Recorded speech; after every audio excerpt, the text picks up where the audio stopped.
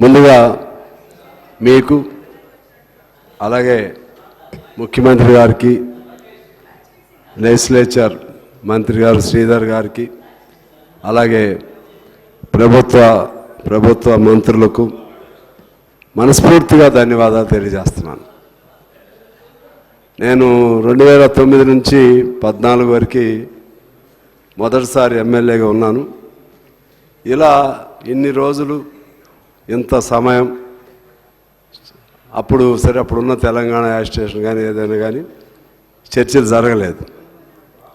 ఇప్పుడు ఈ అసెంబ్లీలో వాకౌట్లు లేవు, గెట్అవుట్లు లేవు, నెక్అవుట్లు లేవు, అంతా హ్యాపీగా ఉన్నారు. చాలామంది చాలా అద్భుతంగా చెప్తున్నారు.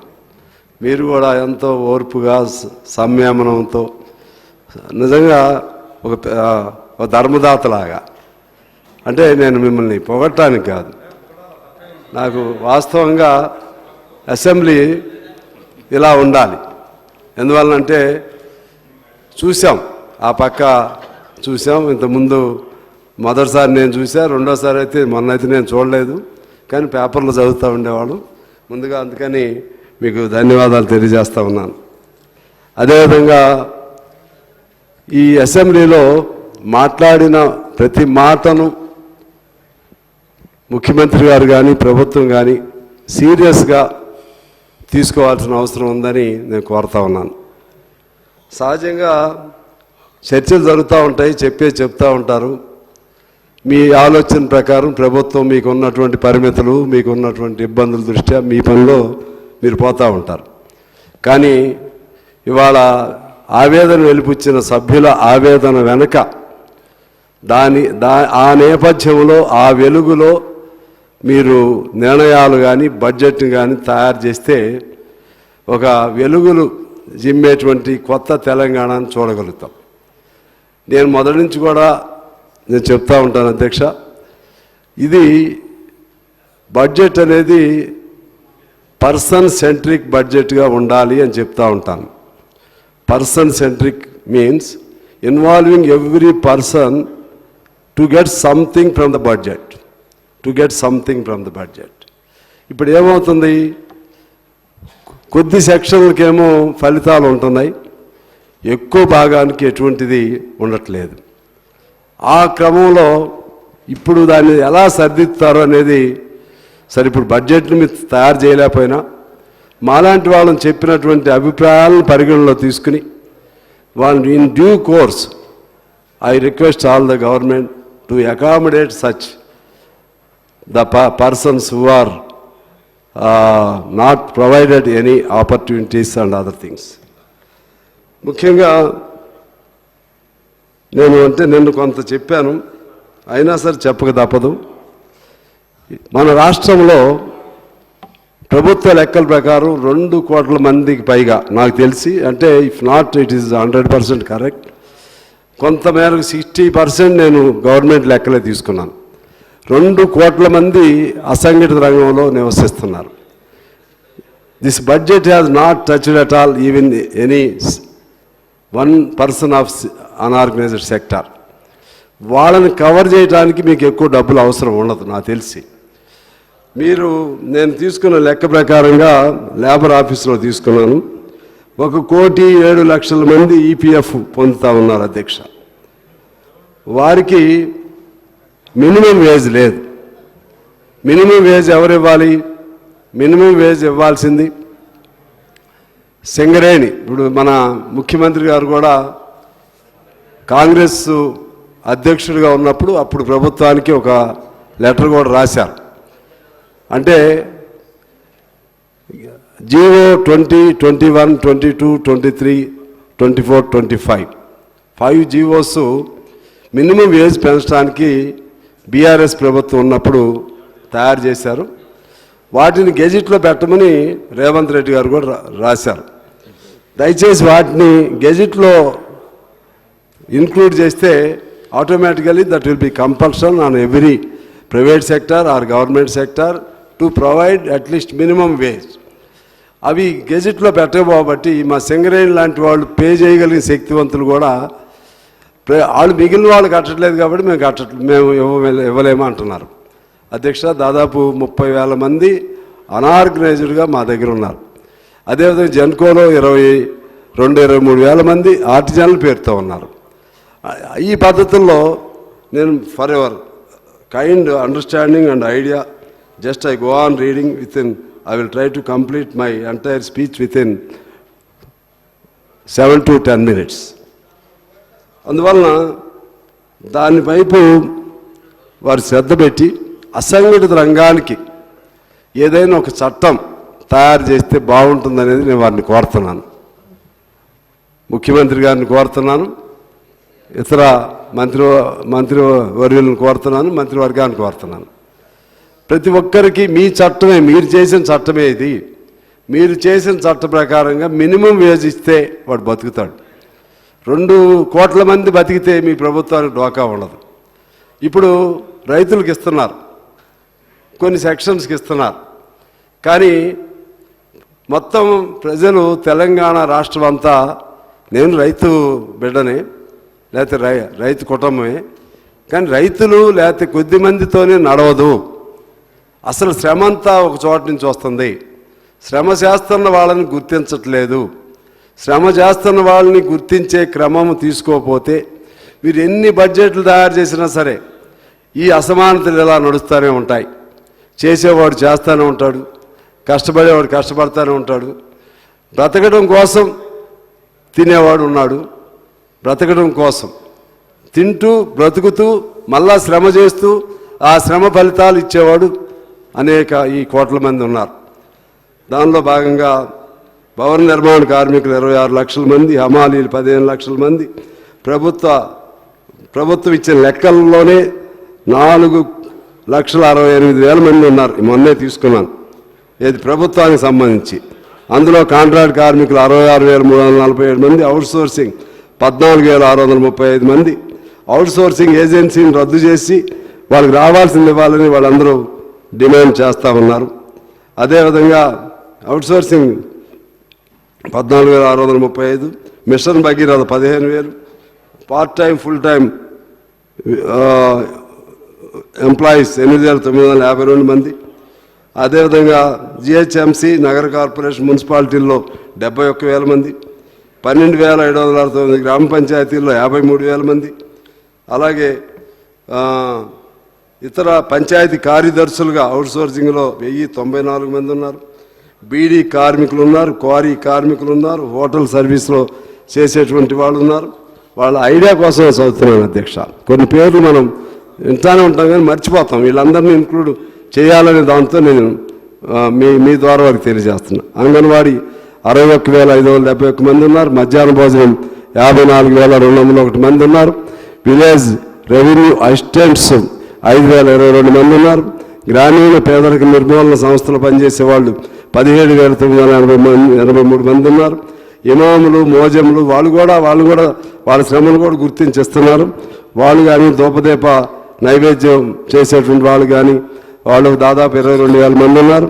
తాత్కాలికంగా పనిచేసేటువంటి ఫ్యాకల్టీ మెంబర్లు 14,579 మంది ఉన్నారు. గోపాల మిత్ర 15,047, అలాగే ఆర్టిస్టులుగా 574 మంది. ఎన్హెచ్ఎంలో స్కీమ్ కాంట్రాక్ట్ వర్కర్స్గా పనిచేసేటువంటి స్కీమ్స్ అంటారు వీటిని.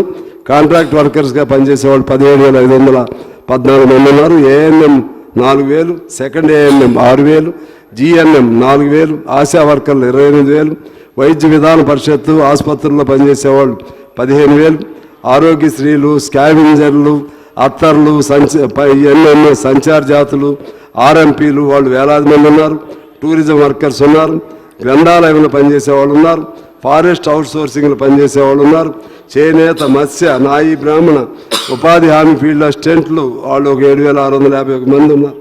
పోలీసులు, కింద స్థాయి పోలీసులు వాళ్ళు మా జిల్లా వాళ్ళకి అనేక సార్లు అడిగారు. కనీసం వాళ్ళకి టీఏలు, డిఏలు వాళ్ళు చేసిన బకాయిలు రావట్లేదని చెప్పి మా జిల్లా వాళ్ళు అడిగారు. అటువంటి పేదవాళ్ళని పరిశీలన చేయమని కోరుతున్నాం. హోంగార్డులు 17,122 మంది ఉన్నారు. విశ్వబ్రాహ్మణులు, అలాగే జర్నలిస్టులు 25,000 మంది ఉన్నారు. అక్రిడేటెడ్ కార్డ్స్ వచ్చేవాళ్ళు. ఆ 25,000 మందినైనా చూస్తే రాష్ట్రం కొంత సుభిక్షంగా ఉంటుంది. అలాగే హమాలీలు, బీడీ కార్మికులు, మోటార్ కార్మికులు, ఆటో, క్యాబ్, ప్రైవేట్ బస్సు కార్మికులు, గిగ్ వర్కర్సు, గ్రానైట్, అలాగే అగ్రిగోల్డ్, సహారా అందులో పనిచేసే వర్కర్సు, అలాగే వడ్డెర్లు, చర్మకారులు, అలాగే ఎలక్ట్రిసిటీ బిల్లులు ఇచ్చేవాళ్ళు, సాఫ్ట్వేర్లో పనిచేసేటువంటి వాళ్ళు, ఇన్సూరెన్స్లో పనిచేసే ఏజెంట్లు, వ్యవసాయ కూలీలు, రిక్షా దొక్కేవారు, వాళ్ళు దాదాపు వ్యవసాయ కూలీలే 1 కోటి మంది ఉంటారు అధ్యక్ష. కూరగాయలు, పండ్లు అమ్ముకునేటువంటి వాళ్ళు, షాపుల్లో పనిచేసే గుమ్మస్తాలు, ఆసుపత్రుల్లో పనిచేసే కాంపౌండర్లు, ప్రైవేట్ పాఠశాలలో పనిచేసే టీచర్స్, రైల్వే స్టేషన్ ఆర్టీసీల్లో పనిచేసేటువంటి హమాలీలు, కళాశీలు, గీత కార్మికులు, అదేవిధంగా కాంటింజెన్సీ స్వీపర్స్, ప్రభుత్వ పాఠశాలలో పనిచేసే కొన్ని చోట్ల అయితే వాళ్ళకి జీతాలు కూడా ఇవ్వట్లేదు, టీచర్సే వాళ్ళే తలా కొద్దిగా వేసుకుని ఇస్తూ ఉంటారు అధ్యక్ష.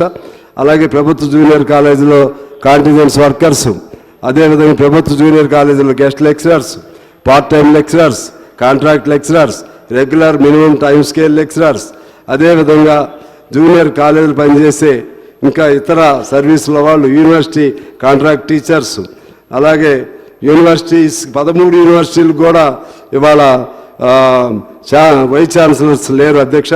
ఐఏఎస్ ఆఫీసర్లే దానికి వైస్ ఛాన్సలర్లుగా ఉన్నారు, అకాడమిషియన్స్ లేరు. అక్కడ అటువంటి వాళ్ళకి కూడా పార్ట్ టైంలోనే పనిచేసేటువంటి వాళ్ళు ఉన్నారు.